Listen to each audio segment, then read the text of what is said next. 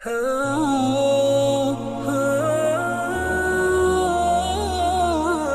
वालेकुम दोस्तों, आज की वीडियो में जो टॉपिक हम डिस्कस करने जा रहे हैं वो है बवासीर। बवासीर हर 10 में से 4 अफराद को ये बीमारी लायक होती है, इसलिए मैं इस टॉपिक पे वीडियो बना रहा हूँ।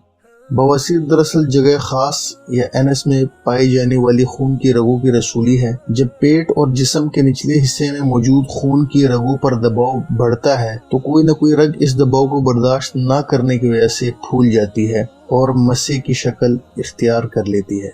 मस्सों के लिहाज से बवासीर की 3 अक़साम हैं, एक अंदरूनी, दूसरी बैरूनी, तीसरी दरमियानी। अंदरूनी बवासीर में मस्से की गहराई अंदर की तरफ होते हैं और उन्हें आम हालत में देखा या महसूस नहीं किया जा सकता।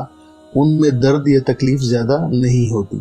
दरमियानी बवासीर में दर्द, सोजिश और खून का इखराज तीनों चीज़ें ज़्यादा होती हैं।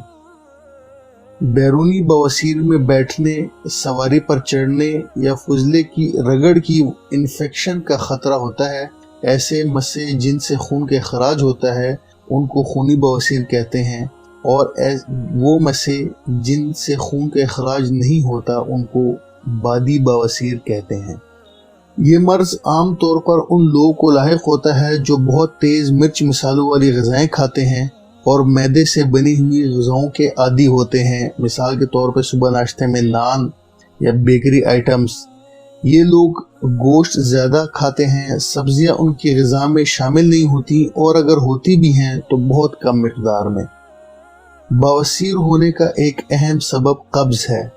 चूँकि कब्ज़ की वजह से जगह ख़ास या एनस में मौजूद खून की रगों पर मुसलसल दबाव बढ़ता रहता है, लिहाजा खून में रुकावट पैदा होने पर रगें फूल जाती हैं और मस्से बन जाते हैं। फिर कब्ज़ की सूरत में सख्त और खुश्क फजला खारिज होता है। इसकी रगड़ और खराश से खून के रगों के मुंह खुल जाते हैं और खून पैदा होकर खारिज होने लगता है, जो बाद में मस्से की शक्ल इख्तियार कर लेता है। अक्सर ये भी देखा गया है कि औरतों में दौरान हमल बवासीर की शिकायत होती है। रहम में बच्चा जूं बड़ा होता है, रहम का दबाव आस पास की खून के रगों पर पड़ता है, जिसकी वजह से वहाँ खून रुकने लगता है। खून की रुकावट रगों की दीवारों पर दबाव डालकर मस्से पैदा कर देती हैं। इस तरह की बवासीर अक्सर बच्चे की पैदाइश के बाद खुद ब खुद दूर हो जाती है, मगर कभी कभी ये बाद में भी पीछा नहीं छोड़ती। पहले हमल में इसके इम्कानात बहुत ज़्यादा होते हैं।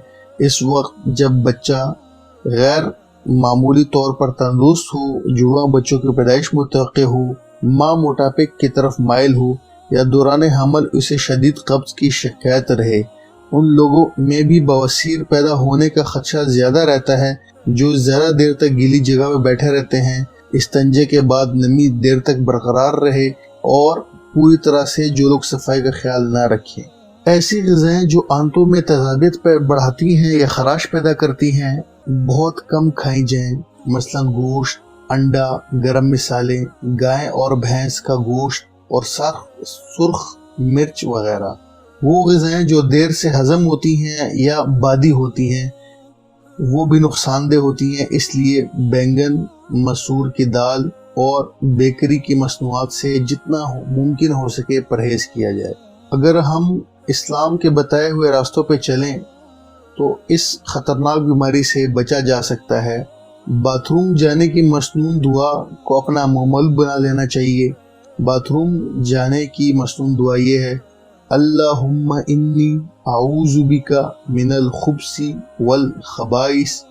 इस तरीके से, इस्लामी तरीके पे अमल करने से सिर्फ बवासीर ही नहीं और भी जितनी हमारी पोशीदा बीमारियां हैं उसका भी इलाज मुमकिन है। इसके साथ साथ 2 रकात नमाज नफल इस तरह पढ़ें कि पहली रकत में अल्हम्दुलिल्लाह शरीफ के बाद सूरह अलम नशरा और दूसरी रकत में सूरह फील पढ़ें। सलाम फेरने के बाद 70 मरतबा अस्तगफिरुल्लाह रब्बी मिन कुल्ली ज़ंबि व अतूबु इलैहि सुब्हानल्लाहि व बिहम्दिही पढ़ें। इंशाअल्लाहुल अज़ीज़ बवासीर चाहे खूनी हो या बादी हो, इससे निजात मिल जाएगी।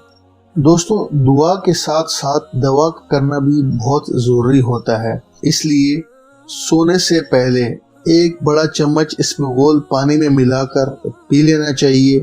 اس کے ساتھ بواسیر کی ایک دوائی ہے جس کا جنرک نیم ہے لیڈوکین HCI 2% جیلی کے ساتھ ہے۔ یہ بیسیکلی ایک جیلی ہے۔ اس کو جب بھی آپ حاجت اپنی پوری کریں تو اس کے بعد اس کو اپنی جگہ خاص کو خشک کر کے اس کو لگا دیں تو انشاءاللہ جو بواسیر سے جو جلن ہوتی ہے وہ انشاءاللہ نہیں ہوگی اور کچھ دنوں میں انشاءاللہ آپ کی بواسیر بالکل ٹھیک ہو جائے گی۔ اس کے ساتھ ساتھ پانی کا استعمال زیادہ سے زیادہ کیجیے، چونکہ بواسیر کی جو وجوہات ہیں اس میں سب سے بڑی وجہ خشکی کی بھی ہے، جو انٹرنل خشکی ہوتی ہے۔ تو زیادہ سے زیادہ پانی پئیں، کم از کم دن میں 8 سے 12 گلاس تک پانی پئیں۔ کھانا کھانے کے بعد صبح یا پھر رات کو 1 یا 2 بڑے امرود وہ نوش کر لیں، جس کی وجہ سے آپ کی قبض ٹوٹ جائے گی۔ یاد رکھیں دوستو، بواسیر کے خاتمے کے لیے قبض کا ختم ہونا نہایت ہی ضروری ہے۔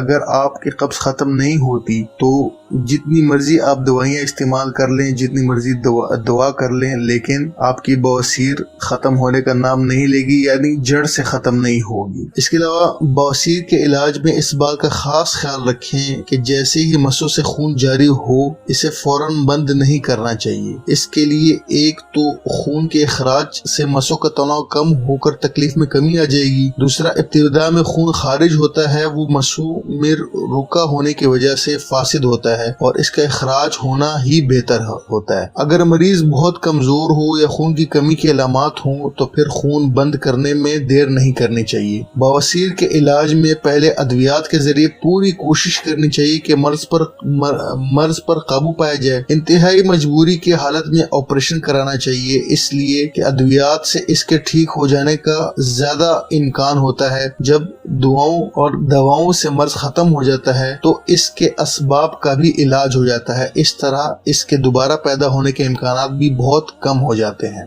دوستو اپنی دعاؤں میں یاد رکھیے گا۔ اگر یہ ویڈیو آپ کو مفید لگی ہو تو اس کو اپنے پیاروں کے ساتھ شیئر کر دیجئے گا، چونکہ یہ ایسی بیماری ہے کہ جن لوگوں کو اکثر ہوتی ہے اور وہ شرم کے مارے دوسروں کو بتاتے نہیں ہیں۔ تو اس ویڈیو کو زیادہ سے زیادہ شیئر کریں تاکہ اگر خدا نہ خواستہ آپ کے کسی پیارے کو اگر یہ بیماری لائق ہو تو اس تک یہ انفارمیٹیو ویڈیو پہنچ جائے۔ بہت بہت شکریہ۔